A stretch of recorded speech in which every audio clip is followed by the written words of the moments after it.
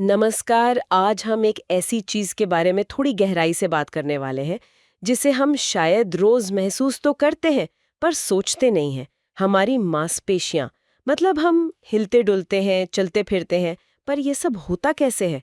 हमारे पास जो जानकारी है वो मांसपेशियों के अंदरूनी बनावट पर काफी रोशनी डालती है। और ये सिर्फ ऊपर ऊपर की बात नहीं होगी। हम बिल्कुल बेसिक से शुरू करेंगे, मांसपेशी के रेशों से, फिर उन परतों को देखेंगे जो उन्हें सुरक्षित रखती हैं, और हाँ, उन प्रोटीनों तक जाएंगे जो असल में ये सारा काम मतलब संकुचन करवाते हैं। कोशिश करेंगे समझने की कि ये सब हिस्से एक साथ इतनी बढ़िया तरह से कैसे काम करते हैं। बिल्कुल।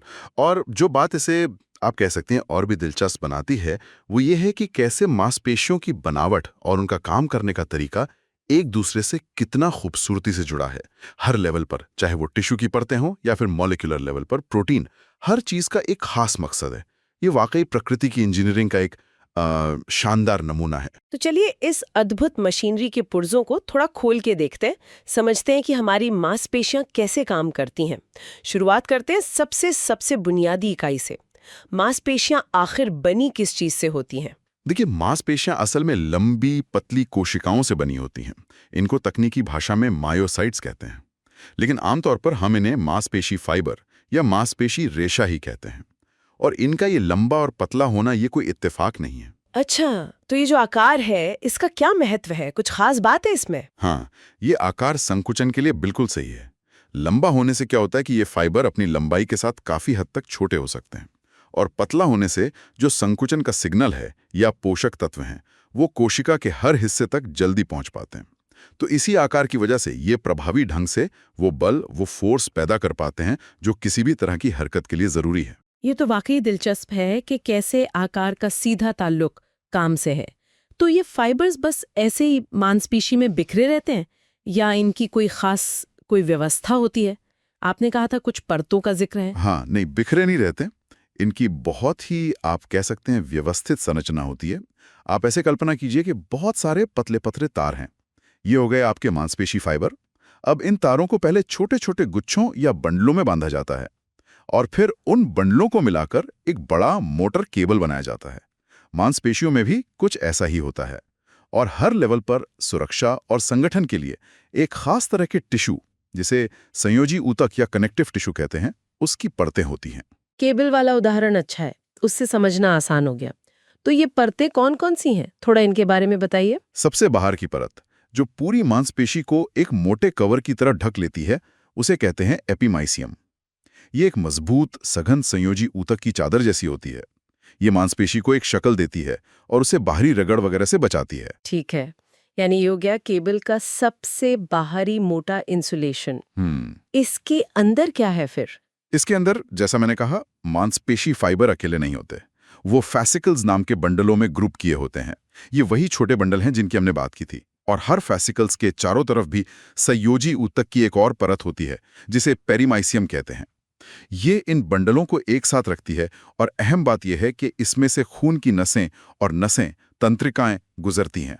अच्छा, तो एपिमाइसियम पूरी मांसपेशी के लिए, पेरीमाइसियम फाइबर के बंडलों यानी फैसिकल्स के लिए, और फिर हर एक अकेले फाइबर का क्या उसकी भी अपनी कोई परत होती है? बिल्कुल। हर एक सिंगल मांसपेशी फाइबर के चारों ओर एक बहुत ही नाजुक, बहुत पतली संयोजी ऊतक की परत होती है। इसे एंडोमाइसियम कहते हैं। ये परत हर फाइबर को दूसरे से थोड़ा सा अलग रखती है, और इससे भी ज्यादा जरूरी ये है कि ये सीधे फाइबर तक पोषक तत्व और ऑक्सीजन पहुंचाने वाली जो बिल्कुल बारीक खून की नलियां होती हैं, कैपिलरीज और नर्व एंडिंग्स को सहारा देती है। तो ये परतें सिर्फ एक ढांचा या सपोर्ट ही नहीं दे रही, बल्कि पोषण और जो सिग्नल्स का आना जाना है उसके लिए भी जरूरी है। और शायद जो फोर्स पैदा होता है उसको आगे बढ़ाने में भी इनका रोल होगा। निश्चित रूप से, बिल्कुल सही पकड़ा आपने। ये परतें न केवल स्ट्रक्चरल इंटेग्रिटी बनाए रखती हैं, बल्कि जो मांसपेशी फाइबर में बल पैदा होता है उसे इकट्ठा करके मांसपेशी के सिरों तक पहुंचाती हैं, और फिर वहां से वो बल टेंडन के जरिए हड्डी तक जाता है।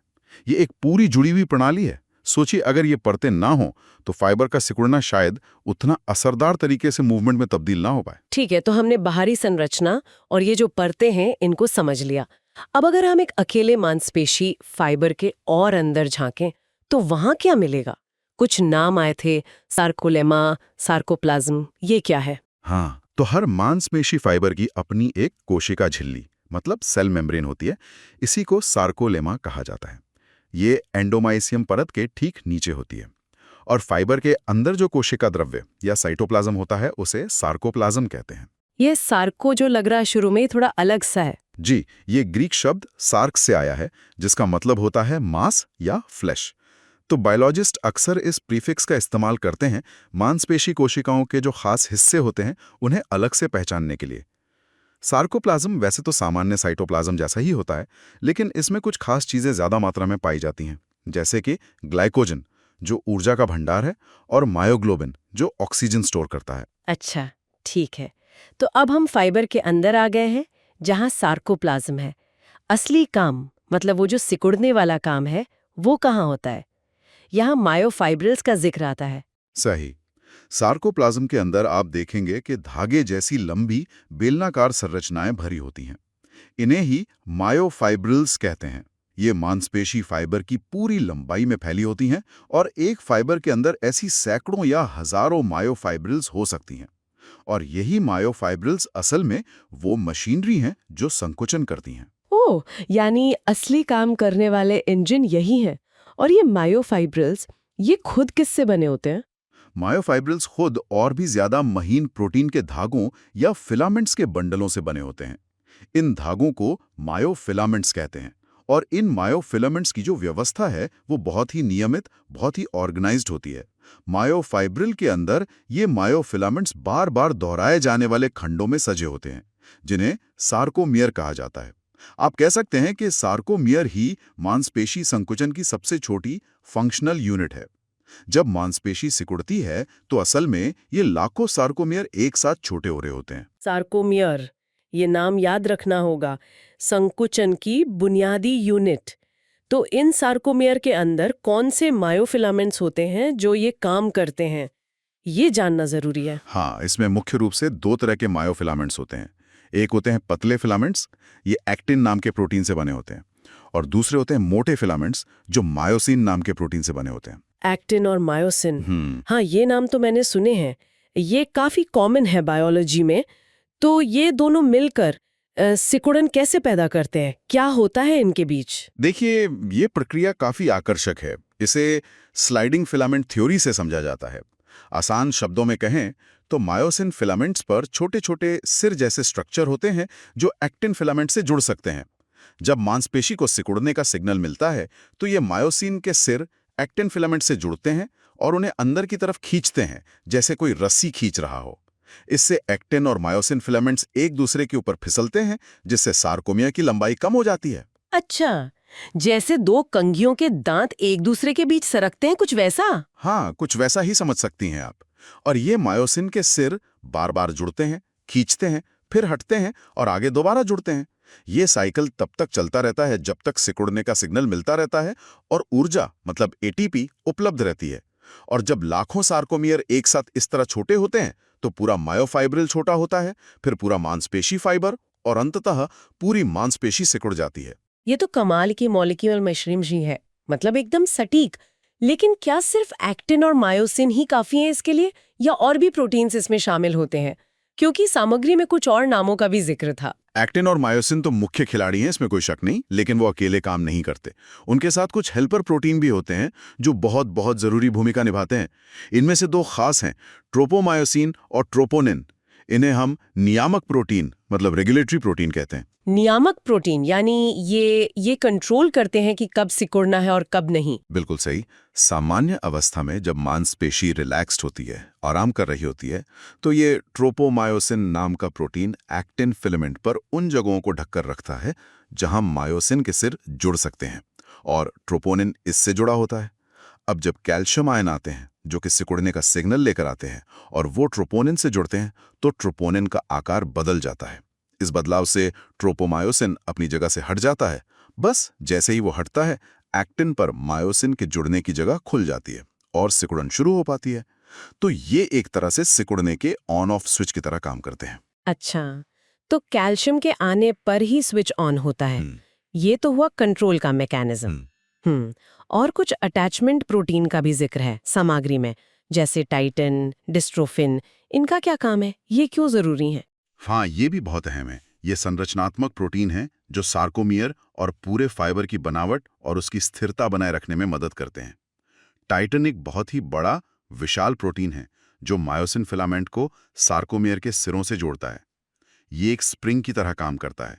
ये सार्कोमियर को बहुत ज्यादा खींचने से बचाता है और जब मांसपेशी रिलैक्स होती है तो उसे वापस अपनी ओरिजिनल लंबाई में लाने में मदद करता है। इसी से मांसपेशियों में वो लोच, वो इलास्टिसिटी आती है। ओह, यानी ये सार्कोमेर का अपना शॉक अब्जॉर्बर और रिटर्न स्प्रिंग है। क्या बात है। और डिस्ट्रोफिन, ये नाम थोड़ा अलग लग रहा है। डिस्ट्रोफिन और उससे जुड़े कुछ और प्रोटीन का समूह भी बहुत महत्वपूर्ण है। डिस्ट्रोफिन क्या करता है कि वो मायोफाइब्रिल्स, जो अंदर सिकुड़ने वाले तत्व हैं, को सार्कोलेमा यानी कोशिका की झिल्ली से जोड़ता है और फिर सार्कोलेमा को बाहरी संयोजी ऊतक एंडोमाइसियम से जोड़ने में मदद करता है। ये समझिए कि एक तरह का पुल है जो अंदर पैदा होने वाले बल को कोशिका के बाहर तक पहुंचाता तो ये कड़ी, ये कनेक्शन तो बहुत ही जरूरी लगता है। अगर सोचिए ये पुल कमजोर हो या टूट जाए तो है। क्या होगा फिर? हाँ, तो बहुत गंभीर समस्याएं हो सकती हैं। असल में डिस्ट्रोफिन प्रोटीन में अगर कोई डिफेक्ट हो, कोई खराबी हो, तो वो ड्यूशेन मस्कुलर डिस्ट्रॉफी जैसी गंभीर जेनेटिक बीमारियों का कारण बनता है। इसमें होता क्या है कि बल ठीक से बाहर ट्रांसफर नहीं हो पाता और मांसपेशी फाइबर सिकुड़ने के दौरान आसानी से डैमेज हो जाते हैं। इससे मांसपेशियां धीरे धीरे कमजोर होती जाती हैं। ये दिखाता है कि ये जिन्हें हम सहायक प्रोटीन कह रहे हैं, वो कितने ज्यादा महत्वपूर्ण है असल में। ये तो संरचना और कार्य के बीच जो संबंध है उसका एक और बिल्कुल सटीक उदाहरण मिल गया हमें। हमने देखा कि बल फाइबर के अंदर पैदा होता है और डिस्ट्रोफिन जैसे प्रोटीन उसे बाहर लाते हैं। लेकिन ये बल हड्डी तक कैसे पहुंचता है जिससे कि असल में कोई हरकत हो सके? यहाँ पर टेंडन की भूमिका आती है ना। मांसपेशी फाइबर अपने उन संयोजी ऊतक की परतों एंडो, पेरी, एपिमाइसियम के साथ मांसपेशी के सिरों पर आकर इकट्ठे होते हैं और एक बहुत मजबूत रस्सी जैसे संयोजी ऊतक में मिल जाते हैं। इसी को टेंडन या कंडरा कहते हैं। ये टेंडन फिर हड्डी की जो बाहरी परत होती है, पेरियोस्टियम, उससे बहुत मजबूती से जुड़ जाते हैं। तो टेंडन वो आखिरी लिंक है, वो कनेक्शन है जो मांसपेशी के खिंचाव को, उस बल को हड्डी तक पहुंचाता है। हाँ, बिल्कुल। टेंडन अविश्वसनीय रूप से मजबूत होते हैं और मांसपेशी जो भी बल पैदा करती है उसे बड़ी कुशलता से हड्डी तक ट्रांसफर करते हैं। इसी से हमारे जोड़ हिलते हैं और हम मूवमेंट कर पाते हैं। वो जो संयोजी ऊतक के परतों का टेंडन में आकर मिलना है, वो ये पक्का करता है कि बल का जो संचरण है वो फाइबर से लेकर हड्डी तक बिना किसी रुकावट के बिल्कुल स्मूथली हो। हमने मांसपेशियों की संरचना और उनके सिकुड़ने की प्रक्रिया को काफी विस्तार से समझ लिया है। सामग्री में एक और दिलचस्प बात का जिक्र है, लाल और सफेद मांसपेशियां। क्या हमारी सारी मांसपेशियां एक जैसी नहीं होती? इनमें क्या फर्क है? नहीं, हमारी सारी मांसपेशियां एक जैसी नहीं होती। उनमें फंक्शनल ज़रूरतों के हिसाब से काफ़ी भिन्नता होती है और ये भिन्नता अक्सर उनके रंग में भी झलकती है। जो मुख्य अंतर है वो उनके मेटाबॉलिज्म यानी ऊर्जा बनाने और इस्तेमाल करने के तरीके में और उनके काम करने के तरीके में होता है। लाल मांसपेशियों की बात करें तो उनमें मायोग्लोबिन नाम का एक प्रोटीन बहुत ज़्यादा मात्रा में पाया जाता है। मायोग्लोबिन, ये कुछ हीमोग्लोबिन जैसा लग रहा है नाम से। हाँ, आप सही कह रही हैं। ये हीमोग्लोबिन का करीबी रिश्तेदार ही है और इसका काम भी ऑक्सीजन को बांधना और स्टोर करना है, लेकिन ये मांसपेशी कोशिकाओं के अंदर होता है। मायोग्लोबिन की ज्यादा मात्रा ही इन मांसपेशियों को उनका लाल रंग देती है। अब क्योंकि इनके पास मायोग्लोबिन ज्यादा है तो इनके पास ऑक्सीजन का अच्छा खासा भंडार होता है और ये एरोबिक रेस्पिरेशन यानी ऑक्सीजन का इस्तेमाल करके ऊर्जा बनाने वाले तरीके पर ज्यादा निर्भर करती हैं। तो इसका मतलब ये हुआ कि वे लंबे समय तक काम कर सकते हैं बिना थके, जैसे दौड़ना या चलना। बिल्कुल। लाल मांसपेशियां या रेड फाइबर्स जो होते हैं वो धीमे से कुड़ते हैं, लेकिन वे थकान के प्रति काफी प्रतिरोधी होते हैं, मतलब जल्दी थकते नहीं। ये उन कामों के लिए बने हैं जिनमें सहन शक्ति यानी एंड्योरेंस की जरूरत होती है, जैसे मैराथन दौड़ना या फिर हमारे शरीर का पोस्चर बनाए रखना। हमारी पीठ और गर्दन की मांसपेशियां जिन्हें हमें लंबे समय तक सीधा रखना होता है, उनमें लाल फाइबर ज्यादा होते हैं। अच्छा, और सफेद मांसपेशियां, वो इसके बिल्कुल उलट होंगी फिर? हाँ, काफी हद तक। सफेद मांसपेशियों या व्हाइट फाइबर्स में मायोग्लोबिन बहुत कम होता है, इसीलिए उनका रंग हल्का सफेद जैसा दिखता है। ये तेज और शक्तिशाली, मतलब पावरफुल, संकुचन के लिए डिजाइन की गई होती हैं। ये मुख्य रूप से एनारोबिक ग्लाइकोलाइसिस पर निर्भर करती हैं, यानी बिना ऑक्सीजन के ऊर्जा बनाना। अब ये प्रक्रिया बहुत तेजी से ऊर्जा तो दे देती है, लेकिन ये ज्यादा देर तक चल नहीं सकती। और इसका एक बाय प्रोडक्ट होता है लैक्टिक एसिड, जिससे मांसपेशी जल्दी थक जाती है। तो ये उन कामों के लिए बेहतर है जहां अचानक से जोर लगाना पड़ता है, जैसे स्प्रिंटिंग या कोई भारी वजन उठाना। सही। जहां थोड़े समय के लिए ज्यादा ताकत या ज्यादा स्पीड चाहिए, वहां सफेद फाइबर काम आते हैं। सामग्री में एक बहुत अच्छा उदाहरण दिया गया है, हमारी आंख की पुतली को हिलाने वाली मांसपेशियां। उन्हें बहुत तेजी से रिएक्ट करना होता है, लेकिन वे लगातार घंटों तक तो काम नहीं करती।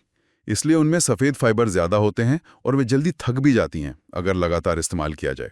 वैसे ज्यादातर मांसपेशियों में लाल और सफेद दोनों तरह के फाइबर का मिक्सचर होता है, लेकिन उनका अनुपात इस बात पर निर्भर करता है कि उस मांसपेशी का मुख्य काम क्या है। ये तो बहुत अच्छे से स्पष्ट हो गया कि कैसे जरूरत के हिसाब से अलग अलग तरह की मांसपेशी फाइबर विकसित हुई हैं। मतलब सहन शक्ति चाहिए तो लाल फाइबर, और तेजी और ताकत चाहिए तो सफेद फाइबर। हाँ, ये अनुकूलन का, एडेप्टेशन का एक बेहतरीन उदाहरण है। कैसे संरचना, मेटाबॉलिज्म और कार्यप्रणाली सब कुछ एक दूसरे से जुड़ा हुआ है, एक खास मकसद को पूरा करने के लिए। तो आज हमने मांसपेशियों की दुनिया में वाकई एक गहरी पड़ताल की।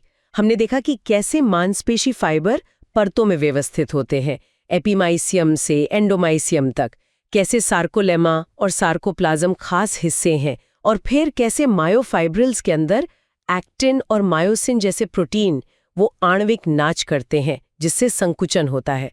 हमने उन नियामक और संरचनात्मक प्रोटीनों के महत्व को भी समझा, जैसे ट्रोपोनिन, ट्रोपोमायोसिन, टाइटिन और डिस्ट्रोफिन। और आखिर में ये भी जाना कि कैसे लाल और सफेद फाइबर अलग-अलग जरूरतों को पूरा करते हैं। ये वास्तव में एक बहुत ही जटिल लेकिन साथ ही साथ बेहद सुरुचिपूर्ण, बेहद एलिगेंट प्रणाली है। हर एक हिस्सा, चाहे वो संयोजी ऊतक हो, कोशिका की झिल्ली हो, अंदर के अलग अलग प्रोटीन हो या ऊर्जा बनाने का तरीका हो, लाल बनाम सफेद, सब मिलकर एक ही उद्देश्य पूरा करते हैं, गति और बल उत्पन्न करना। संरचना और कार्य का इससे बेहतर तालमेल शायद ही कहीं और देखने को मिले प्रकृति में। और जाते जाते श्रोताओं के लिए एक विचार छोड़ जाते हैं। हमने डिस्ट्रोफिन जैसे अटैचमेंट प्रोटीन की बात की थी, जो अंदरूनी बल को बाहरी संरचना से जोड़ता है। जरा सोचिए, अगर सिर्फ ये एक प्रोटीन सही से काम न करे तो मांसपेशियों के स्वास्थ्य और उनके काम करने की क्षमता पर कितना गहरा असर पड़ सकता है, जैसा कि हमने मस्कुलर डिस्ट्रॉफी के मामले में देखा। ये हमें याद दिलाता है कि इस जटिल मशीनरी में हर छोटे से छोटे पुर्जे का अपना कितना महत्वपूर्ण योगदान है, और कैसे किसी एक की कमी पूरी प्रणाली को हिला सकती है। ये हमें मानव शरीर की जटिलता और उसकी नाजुकता दोनों का एहसास कराता है। इस बहुत ही जानकारी भरी चर्चा के लिए आपका धन्यवाद।